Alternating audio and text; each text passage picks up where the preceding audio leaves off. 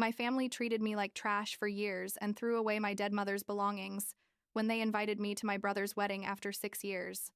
My stepmom humiliated me without knowing I owned the catering company, and what I did next left them speechless. I'm 31 years old. I own a catering company in Chicago that brings in over $2 million a year, and for 6 years I didn't speak to my family because they basically made me feel like garbage my entire life. 2 months ago, my younger brother Christopher invited me to his wedding after all that time with no contact, and what happened there was so incredibly satisfying that I still can't believe it's real. But let me start from the beginning, because none of this makes sense without context. My mom died when I was 14. Breast cancer. It was awful. Like those final 6 months were an absolute nightmare because you'd watch her deteriorate day by day, and you couldn't do anything about it. Christopher was only 8 at the time. I mean, he was just a kid, and I think that's why my dad always overprotected him afterwards. You know? Like he felt he had to compensate for the loss by being super dad with him. With me, it was different. I guess because I was already older and I was expected to be stronger. Or something. We never really talked about the pain. We never processed anything together as a family. We just kept living as if nothing had happened. A year later, literally a year after the funeral, my dad met Susan at I don't know where. I think at some work golf event. And 6 months later, they were married. I was 15 and a half, and I remember perfectly when he told me he was getting married again. We were in the kitchen. He was making coffee. And he just dropped it like that without warning. Susan and I are getting married in April. I hope you're happy for me. He didn't ask me how I felt. He didn't prepare me. He just told me like someone announcing they're going to change cars. I tried to be mature about it. I tried to tell myself that Dad deserved to be happy. But inside, I was dying because I felt like he was replacing Mom too quickly. Susan made it clear from the beginning that I wasn't her priority. She was one of those super put-together women, like country club type, who always had to control everything and make sure things were done her way. The first thing she did when she moved into our house was redecorate everything. And when I say everything, I mean everything.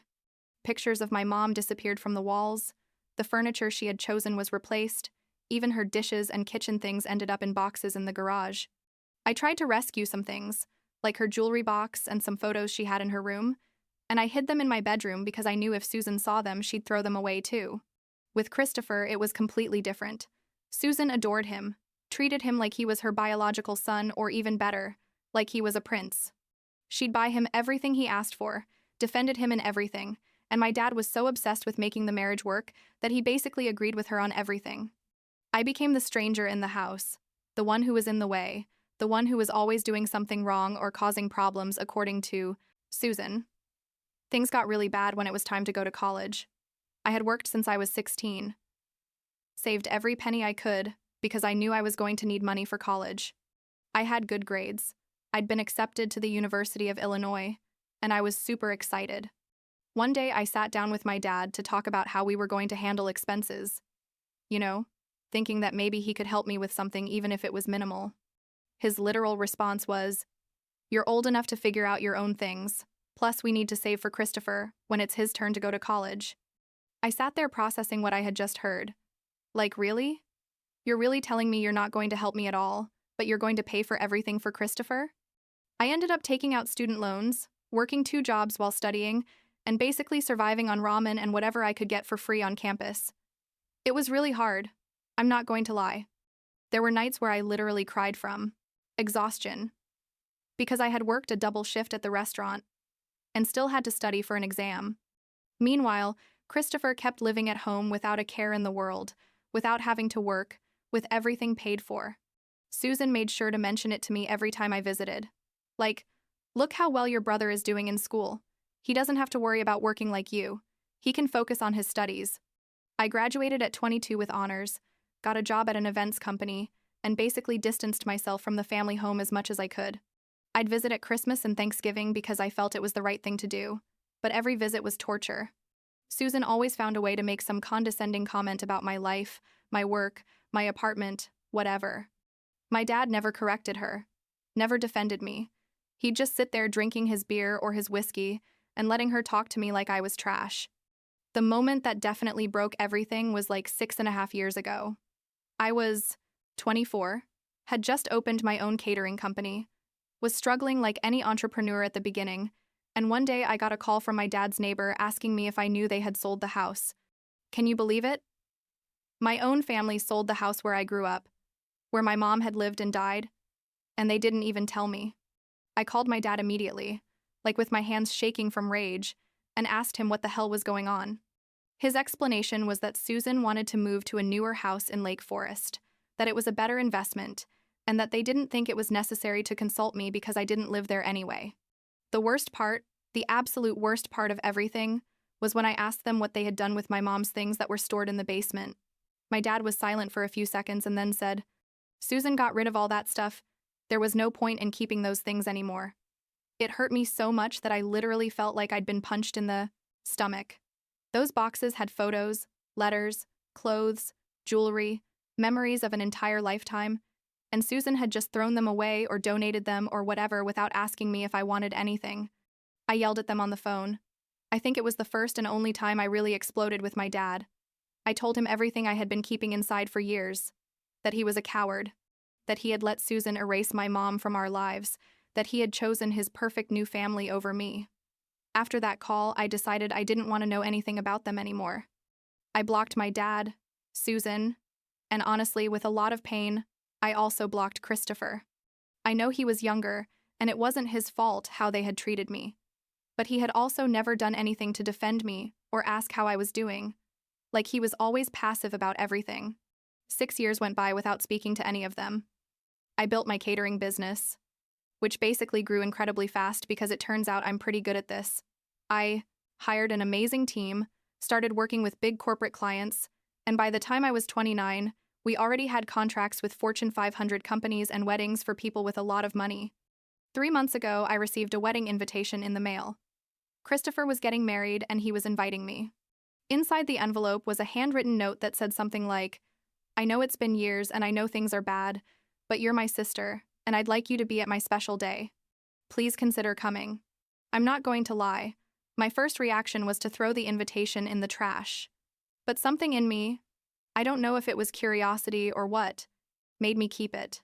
I spent weeks thinking about whether I should go or not. Part of me wanted to tell them to go to hell. But another part thought that maybe Christopher had matured. That maybe this was an opportunity to at least have some kind of relationship with my brother. I decided to go. Yes, I know. It was probably a stupid decision, considering everything that had happened, but I guess I still had that ridiculous hope that things could be different. The wedding was at a super fancy place in Lake Forest, like half an hour from Chicago. One of those venues that literally cost thousands of dollars just to rent the space. I arrived on the wedding day, put on a nice dress, but not so much as to attract attention because I didn't want to cause drama, and entered the place feeling like my heart was going to jump out of my chest. Christopher saw me when I arrived and came to greet me. He looked nervous, like, "Hey, you made it. I wasn't sure you'd come." We talked for like 2 minutes. It was super awkward. And then he had to go finish getting ready. I didn't see my dad or Susan before the ceremony, which honestly was a relief.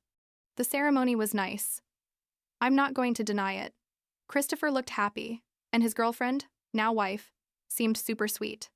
I was sitting all the way in the back, like in the last row, which should have told me everything I needed to know about my place in this family, but whatever. After the ceremony, the reception started. The place looked incredible. They had flowers everywhere, elegant tables, everything decorated in white and gold tones. I went to find my seat, and when I found my name on the seating assignment board, I almost laughed. They had put me at table 28, literally the furthest from the main table that existed, with people who were clearly random acquaintances or coworkers that Christopher barely knew. I wasn't seated with family. I wasn't even close to my dad and Susan's table. I was basically in exile even within my own family. I sat there thinking, well, at least I came. I made the effort. I can eat something and leave in an hour without anyone noticing. But then my dad started with the speeches. He stood there with a glass of champagne in his hand. You could already tell he'd had several drinks because he had that reddish face he always has when he drinks. And he started talking about Christopher. He said all the typical things. That he was proud of him. That he had grown up to be an incredible man. That he and Susan had done a great job raising him. Then, and this is what made me see red, he literally said, "I'm so grateful that Susan came into our lives when she did. She gave us stability and love when we needed it most, and thanks to her, Christopher had the perfect childhood he deserved. I was sitting there squeezing my wine glass so hard I thought I was going to break it. The perfect childhood? Really? And what about me? Did I not count at all? But I didn't say anything. I just sat there swallowing my rage. Then it was Susan's turn to give her speech. She stood up in her super expensive mother of the groom dress, all her makeup perfect, and started talking about how much she loved Christopher, how it had been a blessing to raise him, blah blah blah. And then, she looked directly at where I was sitting and said, "It's so comforting to know that some children really appreciate everything their parents do for them." The entire table where I was sitting went silent with discomfort. People started looking at each other, not knowing what to do. I felt like someone had thrown a bucket of ice water on me. I couldn't believe that Susan had just done that she had just publicly humiliated me at my brother's wedding in front of 300 people. I got up from the table. I needed to get out of there before making a scene, and I went to the bathroom to try to calm down. I was there in front of the mirror, breathing deeply, telling myself it wasn't worth ruining Christopher's wedding, that I just had to endure a little longer, and then I could leave forever. But then something happened that changed everything. I came out of the bathroom and ran into the catering coordinator who was supervising the dinner service. She saw me and said, "Excuse me, are you with the family? We have a small problem with one of the tables." I told her yes, that I was the groom's sister, and she asked me if I could help her find someone from the family to resolve the issue. I followed her to the kitchen to see what was happening, and that's when I saw the service boxes with the catering company logo. The logo sounded familiar, but I didn't process right away. Why? Then I looked at the boxes better and read the full name, Premier Events and Catering. I felt the world stop. Premier Events was a medium-sized catering company that I had acquired literally 3 months ago. We bought it as part of our expansion, absorbed their contracts, their employees, everything. They now worked for me. Technically, this wedding was being catered by my company, and I had no idea. The coordinator didn't know me because she had been part of Premier before the acquisition and still hadn't had meetings with me. I asked her, "Who hired this service?" She checked her tablet and said, "It was contracted 6 months ago by a Susan Morrison." My brain started working super fast. Susan had hired this service, probably thinking it was a completely separate company, not knowing that I had bought it. The contract probably cost like $40,000, maybe more considering the venue and the number of guests. I stood there in the kitchen while ideas flew through my head. I could see through the service door how my dad and Susan were at the main table laughing and toasting, completely oblivious to everything. The coordinator was talking to me about the minor problem they had with the service, but I wasn't listening to her anymore. I was thinking about the 6 years of silence, about all the slights, about the house sold, about my mom's things thrown in the trash, about Susan's words barely half an hour ago. I made a decision. I told the coordinator, "I need you to give me your tablet for a second." She passed it to me, confused. I opened the event management system that we use for all contracts and searched for Christopher's wedding event. There was all the verses, information, the contract, the payments, everything.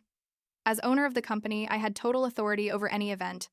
I looked at the coordinator and told her as calmly as I could, "I need you to gather all the staff in the kitchen right now." She looked totally confused, but did what I asked. In 2 minutes, we had all the waiters, cooks, bartenders, everyone there in the kitchen looking at me without understanding what was happening. I told them, "I'm the owner of the parent company that now manages Premier Events. My name is Narrator. You can verify it with human resources if you want." There were murmurs, but no one said anything. I continued, "I want you to pack up all the equipment, all the food that hasn't been served, all the drinks, everything. We're going to dismantle this event, and we're going to leave. Now." The silence that followed was absolute. The coordinator said, "But ma'am, there are still 2 hours of service left. Dinner is barely on the second course. The cake hasn't been served yet." I responded, "I know perfectly well. And even so, I want us to leave. This is an executive decision." Someone else asked, "But the clients? What do we tell them?" I answered, "Don't tell them anything. Just pack up and leave. I'll take responsibility for any consequences." Some of the staff looked uncomfortable but started following instructions. I left the kitchen and went back to the hall like nothing happened. I sat at my table and started observing. After 5 minutes, they started noticing that the service had stopped. People started looking around for waiters. After 10 minutes, someone from the main table got up to go look for someone from the catering. After 15 minutes, Christopher and his wife looked confused, trying to understand what was happening. After 20 minutes, the venue manager was on the phone frantically trying to locate someone from the catering company. I was still sitting there drinking my wine, watching it all unfold like it was a movie. Susan was the first to start panicking. I saw her get up from her chair and walk towards the kitchen. I heard screaming from there. Then I saw the venue manager run towards her. More screaming. My dad got up and went to see what was happening. By that point, all the guests knew something was wrong. The murmur in the hall was getting louder and louder. Christopher looked desperate. His wife was crying. Susan came out of the kitchen like a tornado looking for me. When she saw me, she came straight to my table, her face red with fury, and screamed at me in front of everyone, "What did you do? Was this your fault?" I stood up calmly, took my purse, and told her in the calmest voice I could. Technically, the catering was from my company, and as owner, I decided to withdraw our services. Consider it a wedding gift. Susan's face at that moment is something I'm going to treasure forever. She turned purple, from rage. My dad came running and started yelling at me too. "Are you crazy? How could you do this? Ruin your brother's wedding?" I responded. "I didn't ruin anything. You did that years ago when you decided to treat me like garbage. This is simply cause and effect." Christopher came over and begged me, "Please, sister, don't do this. Please fix this." But I was already walking towards the exit. The last thing I heard was Susan screaming that they were going to sue me, that I was going to pay for this, that she was going to destroy me. I left the place and went straight to my car. My hands were shaking, but not from fear, but from pure adrenaline. I drove back to Chicago, feeling a mix of emotions: satisfaction, guilt, liberation, fear. I knew I had done something extreme, probably something that many people would judge me for, but at that moment I didn't regret it at all. The next day I woke up with like 50 missed calls and messages.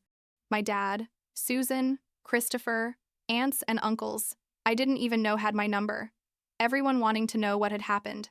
Some insulting me, others trying to mediate. I ignored everything. 2 days later, I received a letter from a lawyer threatening to sue me for damages, breach of contract. I don't know how many other things.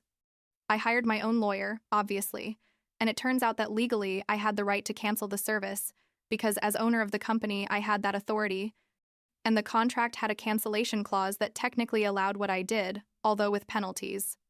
We spent like 2 months in legal negotiations that were an absolute headache. In the end, we reached an agreement. I returned 70% of the catering cost. They signed a confidentiality and release of liability agreement, and we all moved on with our lives. I had to pay them like $28,000 in total. But honestly, it was worth every penny for the expression on Susan's face that day. What I didn't expect was for Susan to try to sabotage my business after that.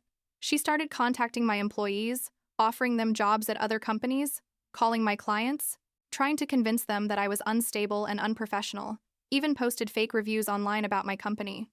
I had to hire a public relations team to handle the mess, and honestly, it was stressful, but my reputation and the quality of my work spoke for themselves. I didn't lose any major clients, and several of my employees told me about Susan's attempts, which allowed me to take additional legal action that basically forced her to stop. What I didn't expect at all was to receive a message from Christopher. Like 3 weeks after the legal agreement, he was asking if we could meet for coffee. My first instinct was to ignore it, but something told me to hear him out.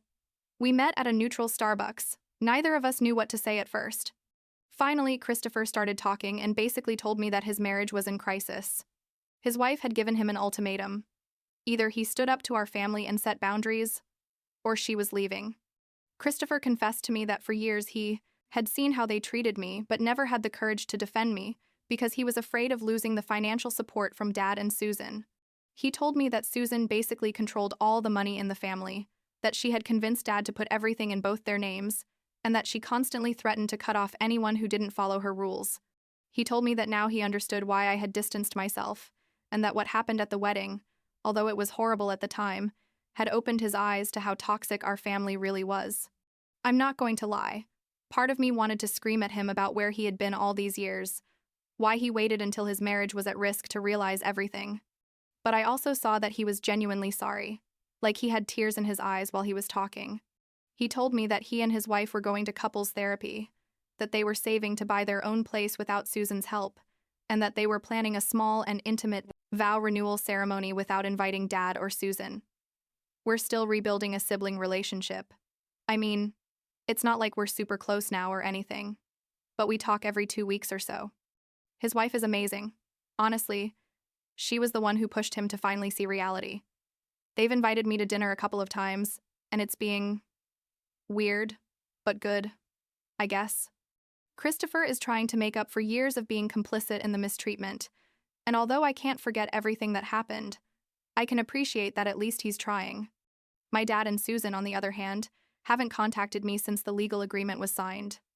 I heard through the grapevine that they were basically socially expelled from their country club circle after word got around about what happened at the wedding, because apparently I wasn't the only one Susan had treated badly over the years.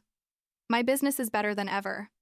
Ironically, several new clients contacted me specifically because they heard about how I handled a difficult situation professionally. I mean, they clearly don't know the whole story, but whatever. Do I regret what I did? Honestly, no. Maybe I should feel bad about ruining Christopher's wedding. And yes, there's a small part of me that feels guilty about that because he wasn't the one who insulted me that day.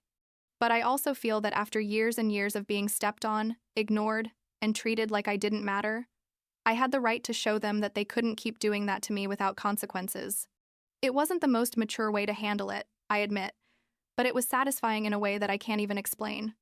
Last week, I was reviewing the company books with my accountant, and I realized that the wedding incident, all the legal drama, and the cost of public relations to handle Susan's attempts to sabotage me cost me in total like $85,000.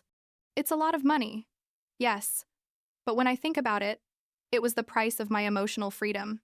It was the price of finally setting a firm boundary and saying, this is where you stop. And honestly, there's no amount of money worth more than that.